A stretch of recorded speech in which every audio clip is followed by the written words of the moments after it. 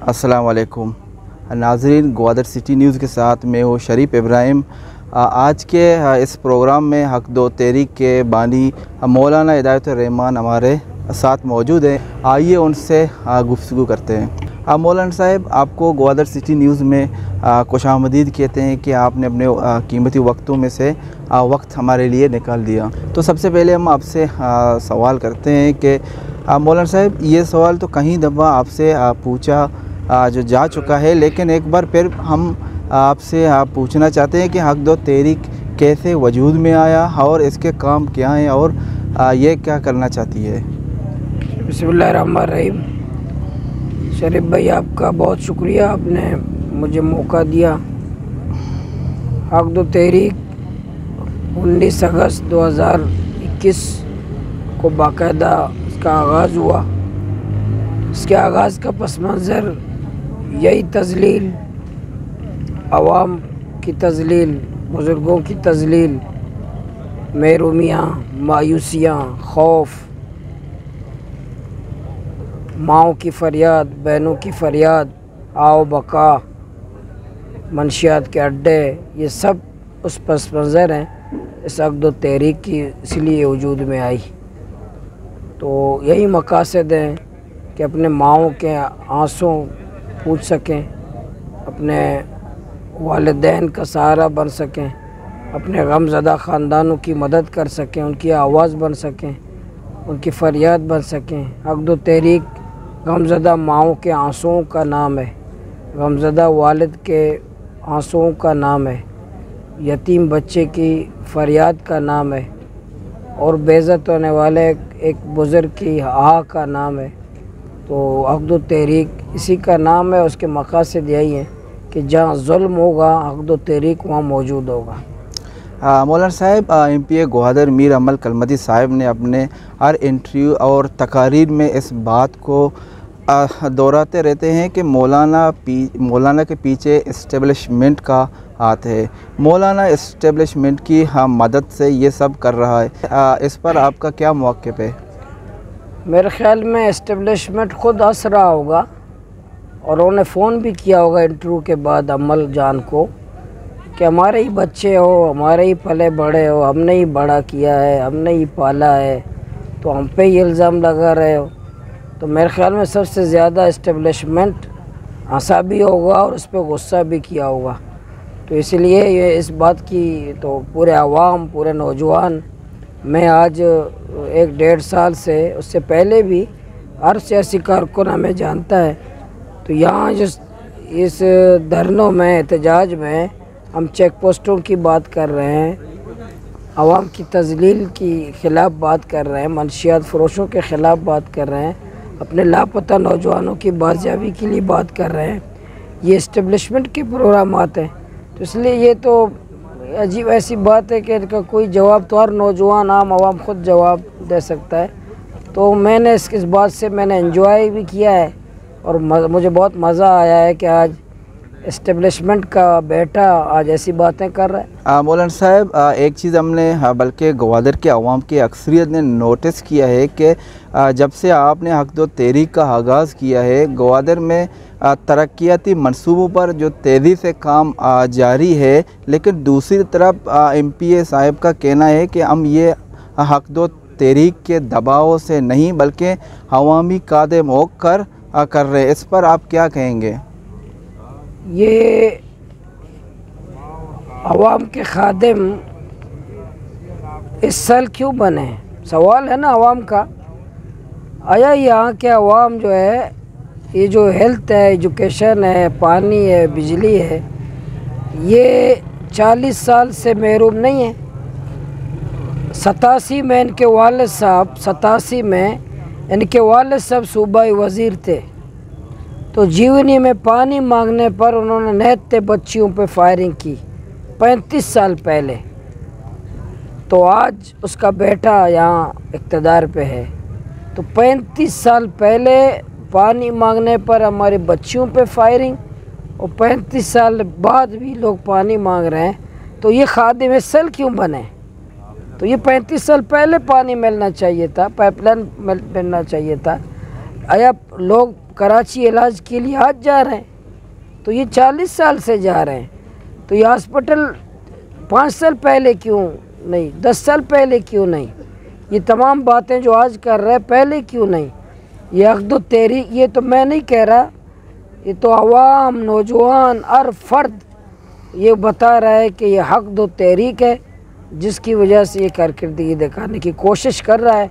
लेकिन इंशाल्लाह ये तमाम क्रेडिट मैं अवाम को देता हूँ। ये ना हिदायतुर्रहमान का क्रेडिट है ना अमल का क्रेडिट है, ये तमाम क्रेडिट मैं अपने गैरतमंद अवाम को देता हूँ। अब मौलाना साहब कुछ इल्ज़ामात भी MPA ग्वादर ने आप पर लगाए हैं कि आप लोगों के लांचें कायक पकड़वाते हैं, फिर खुद इन्हें छुड़वाते हैं।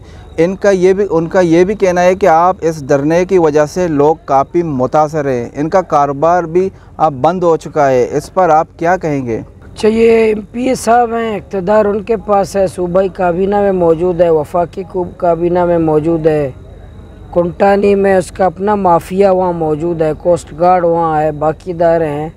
और मैं इतना ताकतवर हूँ कि लोगों के बोट्स पकड़वाता भी हूँ, छुड़वाता भी हूँ। तो फिर खुद कहते हैं MPA मैं हूँ, खुद भी कहता है कि मौलाना क्या MPA ऐसे कर रहा है। तो ज़ाहिर है तमाम ताकत जब मेरे पास है, मैं पकड़वाता भी हूँ, छुड़वाता भी हूँ, सब काम करता हूँ। तो अगर मुझे पकड़वाना होता तो कुंटानी में जो माफिया है, जो करोड़ों का बत्ता लेता है, सबसे पहले तो उन्हीं को पकड़वाता मैं, जो इन्हीं का है, जो इसी MPA साहब का है। तो इसलिए ये तमाम लोग जानते हैं मैं कैसे वहाँ कौन करता है क्या नहीं करता। ये तो वैसे पता नहीं किस आलम में उन्होंने कहा है अमल जान ने। बाकी कारोबार तो हमारे तहरीक की वजह से कारोबार बढ़ा है, कम नहीं हुआ है। कारोबार कोई मुतासिर नहीं है, हमारे तहरीक ने कारोबार को बढ़ाया है, माहीगीरी को बढ़ाया है, बॉर्डर के कारोबार को बढ़ाया है। तो हमारे इस तहरीक ने कारोबार में सहूलतें ज़रूर दी हैं, रुकावटें पैदा नहीं की हैं, बिल्कुल गलत बात है। मौलाना साहब, बल्दियाती इंतखाबात के पहले मरहले में आपकी अक़्द तहरीक की कामयाबी के राज क्या है, और अब दूसरा मरहला भी शुरू होने जा रहा है। यहाँ मुख्तलिफ इल्ज़ामात भी लग रहे हैं कि अक़्द तहरीक अक़लियती नशस्त पर गैर मकामी और बाहर से हिंदू कम्युनिटी के लोगों को ला रहा है। इस पर आप क्या कहेंगे? इंशाल्लाह पहले मरहले में जो कामयाबी थी वो अवाम उम्मीद के साथ है, हमसे तवक्को रखते हैं, अक़्द तहरीक से तवक्को रखते हैं। मायूस नौजवान थे, उनको उम्मीदें आने लगी हैं, मायूसी से निकले हैं। अवाम ने तमाम चारों तरफ अंधेरों में एक रोशनी का किरण नज़र आया है। तो इसलिए लोगों ने हमारी पूरी एक जद्दोजहद है, आवाज़ अवाम की हुकूक़ की आवाज़ बने, दर्द की तकलीफ़ की आवाज़ बने, जिसकी वजह से लोगों ने आप पर एतमाद किया है। दूसरा मरहला अभी जारी है, अभी होने वाला है 14 दिसंबर को इलेक्शन। इंशाल्लाह इसमें भी अच्छे नताज इंशाल्लाह हम देंगे। बाकी ये इल्ज़ाम के अक़लियती हम बाहर से ला रहे हैं, तो आप उनसे ज़रा ये सवाल करें कि ये ग्वादर सिटी में सांगड़ से अक़लियत लोगों को लाया गया था, यहाँ काउंसलर बनाया गया था, किसने किया था? अक़्द तहरीक ने। पिछले 3 इलेक्शन बल्दियाती पिछले देखें तो इसमें सांगड़ से अक़लियती मेंबर थे, वहाँ अक़्द तहरीक थी ही नहीं, उसका वजूद ही नहीं था। तो ये वो पिछले दिनों भी जो बिला मुकाबला काउंसलर मुंतखब हुए, मेरा भी एक काउंसलर बिला मुकाबला मुंतखब हुआ, वो नवीद जान है।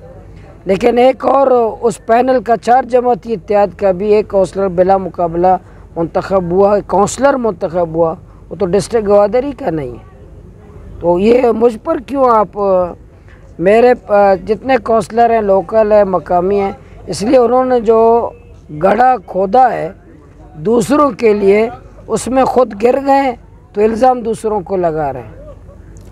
अच्छा मौलाना साहब, इस धरने का खर्चा कौन उठा रहा है?